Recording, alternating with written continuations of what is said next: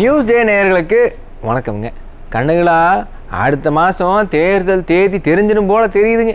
தேர்தல் வர்றதை பற்றி ஒன்றும் இல்லைங்க, விளம்பர கும்பலுக்கு நீங்கள் சரியான பாடத்தை சொல்லி கொடுக்க போறீங்க. அதில் நமக்கு சந்தோஷம்தான். ஆனால் இந்த இடைப்பட்ட காலத்துலங்க தேர்தல் வாக்குறுதின்னு நாடக கும்பல் பேசுமுங்க. 3 ஆண்டு சாதனைன்னு வேறு பேசுவாங்க. அதை நினச்சா கொஞ்சம் கலக்கமாக இருக்குதுங்க. இப்போவே பஸ்ஸில் 4 கோடி முறை பெண்கள் பயணம் பண்ணிட்டாங்கன்னு ஒரு உருட்டிகிட்டு இருக்கிறாங்க. அதை எப்படி கணக்கு பண்ணாங்க என்னென்னு தெரியலிங்க. என்னமோ ஏகப்பட்ட உருட்டுகளை நம்ம கேட்க தான் போகிறோம். காதை தயார் பண்ணி வச்சுக்கோணுமுங்க, மனசை கல்லாக்கி வச்சுக்கோணுமுங்க. அவங்களா இல்லை நாமளான்னு ஒரு கை பார்த்துருவோமுங்கண்ணா. ஆனால் அதுக்கு முன்னாடிங்க குறுஞ்செய்தி பாருங்கள். விரிவான செய்திகளை ஒன்றா சொல்லிடுறேன். திமுகவோட தேர்தல் அறிக்கையை தயாரிக்கிற பணி ஆரம்பிச்சிருச்சுப்பா. போன தேர்தலை கொடுத்த வாக்குறுதி என்னாச்சுன்னா கேட்கக்கூடாது. புதுசாக சொல்கிற போய் வாக்குறுதிகளை கேட்டுக்கிட்டு தாயா பிள்ளையா நினச்சி மன்னிச்சு விட்டு போடுங்க.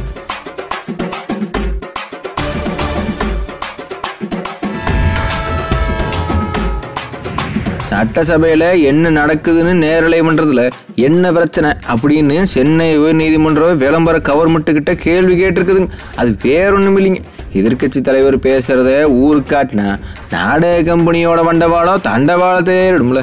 அதனால தாங்க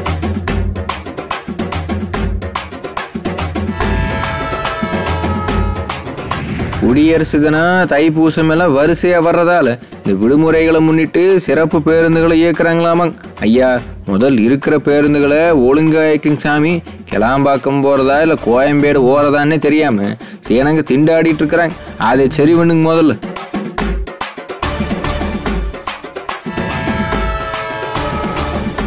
அடேங்கப்பா, ஒரே ஆளா நின்று 10 பேர் கூட சண்டை ஓட்டுருக்கிறாரப்பா ஒரு உடன்பிறப்பு. மக்களுக்காக நியாயத்துக்காக சண்டை ஓட்டாரா அப்படின்னு கேட்காதீங்க. மது போதையில் கத்தியை தூக்கிட்டு செவனேன்னு இருந்த அப்பாவிகள் கிட்ட சண்டை ஓட்டுருக்கிறார். சட்டை ஒழுங்கு சூப்பராக இருக்குதுங்களங்க.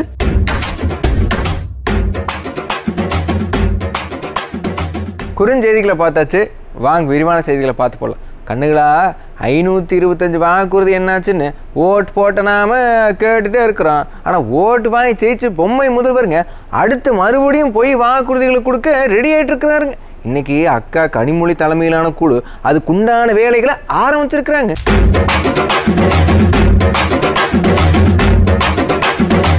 என்னங்கண்ணா, நம்ம திமுக கொடுக்குற வாக்குறுதி எல்லாத்தையும் தண்ணியில் தான் எழுதணும். கொடுத்த வாக்குறுதி நிறைவேற்ற பழக்கம் திமுகவை கிடையவே கிடையாதுங்க. ஐயா கருணாநிதிங்க 2 ஏக்கர் நிலம் கொடுக்குறேன்னு வாக்குறுதி கொடுத்து ஆட்சிக்கு வந்தாருங்க. காலகட்டத்தில் சொன்ன மாதிரி நிலத்தை கொடுக்கவே இல்லைங்க. ஏழைகிட்டு இருந்து நிலத்தை திமுக கும்பல் பறிச்சுக்கிட்டுங்க. அப்போ அந்த நில அபகரிப்பு புகாரிங்க சிக்காது திமுக காரங்க கிடையாதுன்னா பார்த்துக்கோங்களேன். அந்த அளவுக்கு நில அபகரிப்பு தலை விரிச்சாடுச்சுன்னா அடுத்துதான் நம்ம ஐயா ஸ்டாலின் மதுவிலக்கு கொண்டு வருவோம்னு வாக்குறுதி கொடுத்தாருங்க. இன்னைக்கு வரைக்கும் அதுக்காக ஏதாச்சும் செஞ்சுருக்கிறாருங்களா? இல்லைங்களே, ஒரு துரும்ப கூட கிள்ளி போட்ட மாதிரி தெரியல. பாட்டுக்கு 10 ரூபா எக்ஸ்ட்ரா தான் வாங்கிட்டு இருக்கிறாங்க. நேற்று வந்து நம்ம அண்ணன் உதயநிதிங்க நீட்டு விளக்குன்னு நல்லா நீட்டி முளைக்கு பேசினாருங்க. செஞ்சாருங்களா? கடைசியாக 50 லட்சம் கையெழுத்து வாங்க போகிறேன்னு வாங்கி குப்பையில் தான் போட்டிருக்கிறாருங்க. இது வரைக்கும் வாக்குறுதி கொடுத்து ஏமாத்துனது போதாதுன்னு இப்போ மறுபடியும் வாக்குறுதி கொடுக்க கிளம்பிட்டேங்க. இந்த தடவைங்க அக்கா கனிமொழி தேர்தல் அறிக்கையவே தயாரிக்கிறாங்களாமாங்க. அந்த தேர்தல் அறிக்கை குழு தமிழகத்தில் இருக்கக்கூடிய பல்வேறு பகுதிகளுக்கு சென்று அங்கு இருக்கக்கூடிய மக்களை, பல்வேறு தொழில்களை செய்து கொண்டிருக்கக்கூடியவர்கள், தொழிலாளர்கள், விவசாயிகள் போன்ற மீனவர்கள் என்று அந்த கல்வியாளர்கள் என்று அந்த பகுதியில் இருக்கக்கூடிய மக்களுடைய கோரிக்கைகளை கேட்டறிந்து அதற்கு பிறகு இங்கே அது சரி, 3 வருஷம் ஆட்சியில் இருக்கிறவங்களுக்கு மக்களோட தேவைகள் என்னென்ன தெரியல. இனிமே தான் தெரிஞ்சுக்கிட்டு புரிஞ்சுக்கிட்டு வாக்குறுதி கொடுக்க போகிறாங்களாக்கு. கண்ணுகளா, கொடுத்தால் நம்பிப்படாதீங்க. எப்படியா ஏமாற்றி ஓட்டை வாங்கி பதவி தக்க வைக்கணும்னு தான் இத்தனை நாளும் போடுறேன். ஏமாந்து போடாதீங்க போ. என்னங்கண்ணா, எத்தனை கொட்டு வாங்கினாலும் திமுக கும்பல் திருந்தவே மாட்டேங்கிறாங்களேப்பா. இன்னைக்கு கூட பாருங்க, சென்னை உயர்நீதிமன்ற நீதிபதிங்க தமிழ்நாடு கவர்மெண்ட்டை கூப்பிட்டு வச்சு கொட்டியிருக்கிறாருங்க. சட்டமன்றத்தில் என்ன நடக்குதுன்னோ நேரடி ஒளிபரப்பு ஏன் பண்ணலேனோ அதை பண்ண வேண்டியதானே, அதில் உங்களுக்கு என்ன சிக்கல்னோ கேட்டு திட்டி விட்டுருக்கிறாருங்க. சிறுபிள்ளை வெல்லாமல் வீடு வந்து சேராதுன்னு சொல்லுவாங்க. அந்த மாதிரி தானே இந்த விளம்பரம் கும்பல் குழந்தைத்தனமாக நடந்துக்குதுப்பா. சட்டசபையில் எதிர்கட்சி தலைவர் பேசும்போதுங்க நேர்லேயே கட் பண்ணி போட்டுறாங்க. தெரியாமல் கேட்கணுங்க. சீப்பை எடுத்து ஒழிச்சு வச்சுட்டா கல்யாணம் நின்றுடுவாக்கு. என்னமோங்க அதிமுக சார்பில் இது சம்மந்தமாக பல தடவை சொல்லி பார்த்தாங்க. சபாநாயகர்கிட்டையும் சட்டமன்ற செயலாளர்கிட்டையும் மனு கொடுத்தாங்க. ஆனால் விளம்பரம் தெரிஞ்சில்லைங்க. எதிர்கட்சி தலைவர் பேசுகிற பேச்சும் திமுகவை கேட்குற கேள்விகளும் மக்களுக்கு தெரிஞ்சிடக்கூடாதுன்னு நேரிலேயே கட் பண்ணிகிட்டே இருந்தாங்க. இதனால் எதிர்கட்சி தலைவர் கோர்ட்டில் ஒரு மனு ஒன்று போட்டாருங்க. விசாரித்த நீதிபதி நாடாளுமன்றத்தில் நடக்கிறதுல வீடியோவோடு போடுறாங்களே, அந்த மாதிரி நீங்களும் நேரில் பண்ண வேண்டியதானே, அதில் உங்களுக்கு என்ன பிரச்சனை அப்படி நறுக்குன்னு கேட்டுருக்கிறாரு. கவர்மெண்ட் தரப்பில் இந்த கேள்விக்கு சரியான பதில் சொன்ன மாதிரி தெரியலிங்க. எப்படின்னா சொல்லுவாங்க, எப்படி நேரில் பண்ணுவாங்க? இப்போ ஐயா ஸ்டாலினோட பிம்புங்கிறதே காத்தடிச்ச பலூன் மாதிரி தானுங்க. சும்மா வெட்டி பில்டப்பில் திமுகவோட வண்டி ஓடிட்டு இருக்குதுங்க.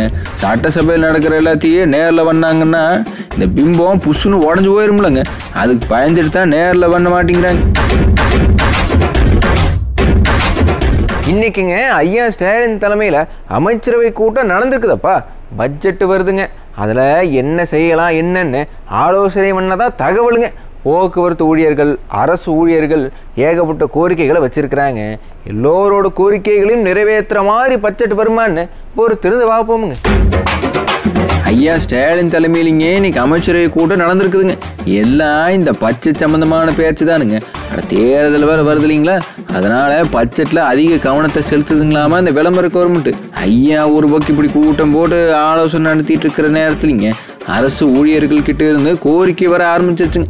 என்ன விஷயம்னாங்க, இன்னைக்கு தமிழ்நாடோட UTUC அமைப்போட செயற்குழு கூட்டம் நடந்திருக்குதுங்க. அந்த கூட்டத்தில் தொழிலாளர்களுக்கு ஏற்படுற பிரச்சனை பற்றிலாம் நிறைய பேசியிருக்கிறாங்க. தமிழ்நாடு கவர்மெண்ட்லிங்க 3 லட்சத்துக்கும் அதிகமான வேலை இடங்கள்லாம் காலியாக கிடக்குதுங்களாம்மா. இப்போ கவர்மெண்ட்டுங்க இந்த காலி பணியிட எல்லாத்தையும் நிரப்பாமல் போனதால் ஊழியர்களை நம்பவே சிரமப்பட்டு இருக்கிறாங்களாமா. குறிப்பாக சொல்லணும்னாங்க, மின்சாரத்துறையில் 56,000 பணியிடங்கள்லாம் காலியாக கிடக்கிறதாவும். இப்போ இதனாலேயும் மின்சாரத்துறை சரியாக செயல்பட முடியலன்னு சொல்லியிருக்கிறாங்க. வர்ற பட்ஜெட்லிங்க இந்த பணியிடங்களை நிரப்பணும்னு, அரசு ஊழியர்களுக்கு பழைய ஓய்வூதிய திட்டத்தை கொடுக்கணும்னு, தேவையான நிதியை ஒதுக்கணும்னு சொல்லியிருக்கிறாங்க. இந்த கோரிக்கையெல்லாம் விளம்பர கவர்மெண்ட் வாக்குறுதியில் சொன்னது தானுங்க. காலி பணியிடங்களை நிரப்புவோம், பழைய ஓய்வூதிய திட்டத்தை அமல்படுத்துவோம்னு சொல்லித்தான் ஆட்சிக்கே வந்தாங்க. வந்து 2.5 வருஷம் ஓடி போச்சு. இன்னும் இந்த கவர்மெண்ட் சொன்னதை செய்ய இழுத்து கிடக்குதுங்க. சரி, இப்போ தான் ஆலோசனை கூட்டம் நடத்திருக்கிறாங்களே, பட்ஜெட் வர வரைக்கும் பொறுத்திருந்து பார்ப்போமுங்க. சேலத்துலிங்க திமுக இளைஞரணி மாநாடு நினச்சிங்களாங்க. அதில் பேசின சில பேருங்க இந்த இளைஞர் படை தான் இந்தியாவுக்கே வழிகாட்ட போகுதுன்னு பேசினாங்க. எங்கேருந்து காட்டுறதுங்க, திமுக இளைஞர்கள் தான் போதையில் தள்ளாடிட்டு கிடக்குறாங்களே. ஆனால் ஆமாங்கண்ணா, ஈரோடு பக்கமுங்க திமுக பெண் நிர்வாகியோட மகன் ஒருத்தர் குடி போதையில் 10 பேர் மேலே கத்தி குத்து தாக்குதல் நடத்தியிருக்கிறாருங்க. நம்ம ஈரோடு பிபி அக்ரஹாரத்தில் பார்த்தோம்னாங்க ஒரு துக்க காரியம்னு ஆகிப்போச்சுங்க. சொந்த பந்தங்கள்லாம் ஒன்று கூடி இறந்தவருக்கு காரி சடங்கு பண்ணிட்டு இருந்திருக்கிறாங்க. அந்த நேரம் பார்த்துங்க நல்ல நிறை போதையில் வந்த ஒரு இளவட்ட பையன் கல்லுக்கட்டையில் வச்சு அடிக்க ஆரம்பிச்சிருக்கிறா. அப்படி அட யாருடா அந்த போதை யாசாமின்னு பார்த்தோம்னா திமுக மகளிரணி நிர்வாகி சாதனாவோட மகனுங்களாம. ஆளுங்கட்சி நிர்வாகியோட பையன் போதையில் பண்ண காரியத்தை பார்த்தீங்களா? சும்மா கல்லு கட்ட மட்டும் முடியுங்க, தடுக்கு வந்தவங்க மேலே கத்தியும் வீசி இருக்கிறா. அப்படி இதனால் 10 பேருக்கு பலத்த காயம் ஆகியிருக்குதுங்கண்ணா. அடிபட்டவங்க பூரா இப்போ ஈரோடு கவர்மெண்ட் ஆஸ்பத்திரியில் கிடக்குறாங்க. திமுக பிரமுகர் சாதனா அவங்களுடைய பையன் பேர் காஜா மைதுங்க. அவர் அப்பப்போ தண்ணி போட்டு இந்த மாதிரியெல்லாம் சில பிரச்சனைகள்லாம் பண்ணுவாருங்க. இன்றைக்கி அங்கே ஒரு சின்ன ஒரு விசேஷம் நடந்துட்டு இறந்தவனுடைய சாங்கம் நடந்துட்டு இருந்துங்க. அதில் அவர் வந்து தண்ணி போட்டு குடி போதில் அவர் தள்ளுன்னு சொன்னதுக்காக பசங்களெல்லாம் அடித்து எல்லாம் வந்து கத்தியில் கிழிச்சிருக்கிறாப்பிங்க. ஐயா ஸ்டாலின் கட்சியை ஒழுங்காக கண்ட்ரோல் பண்ணாமல் போனதால் உடன்பிறப்புகளோட அட்டகாசம் நாளுக்கு நாள் அதிகமாகிட்டே போகுதுங்க. எம்எல்ஏ MP பேரை சொல்லிக்கிட்டு அடிதடி கட்ட பஞ்சாயத்துன்னு அராஜகம் பண்ணிகிட்டு இருக்கிறாங்க. கூட இந்த போதை வேற. சும்மா இளைஞரணி மாநாடு நடத்தி வாரிசுகளை வச்சு சீன் போட்டால் போதாது. கட்சியில் இருக்கிற இளவட்டங்களுக்கு நல்ல புத்தி சொல்லி கொடுக்கணும். அட நாங்கள் சொல்லிங்க சேனங்க சொல்கிறேங்க. சொந்த கட்சியில் இருக்கிறவங்கள கண்ட்ரோல் பண்ண முடியாதவங்க கவர்மெண்ட்டை என்னன்னு நிர்வாகம் பண்ணுவாங்க சொல்லுங்கள். இதில் பிரதமர் வாய்ப்பு வந்தால் மறுக்க வேண்டாம்னு அண்ணன் அன்பில் மகேஷ் அண்ணன் வேறு ஐயா ஸ்டாலின் கிட்ட சொல்கிறாருங்க. முதல்வர் ஆக்கினதுக்கே தமிழ்நாட்டை முட்டு சந்தில் நிறுத்திட்டோம், பிரதமர் வேறு ஆகணுமா? ஆகிறத பேசுங்கண்ணே. சரி கண்ணுங்களா, இன்றைக்கி நிகழ்ச்சியோட முடியுதுங்க. நாளைக்கு மறுபடியும் சந்திப்போம். நன்றி, வணக்கம்.